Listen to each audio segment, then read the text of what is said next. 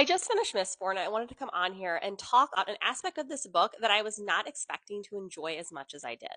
This book had every element that I think a really good fantasy read needs. It had politics, it had intrigue, it had a really interesting religious system, it had a very unique magical system that was very well developed.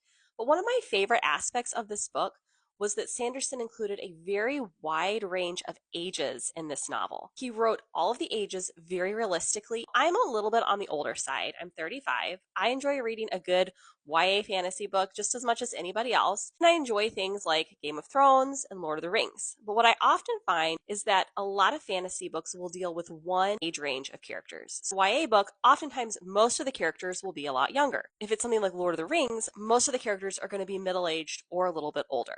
This book had much wider range of ages. Sanderson writes the different ages very realistically. I'm really looking forward to reading the rest of the books in this series. I just want to see if anybody else had found that to be unique about this series because I definitely haven't found it in other fantasy books before.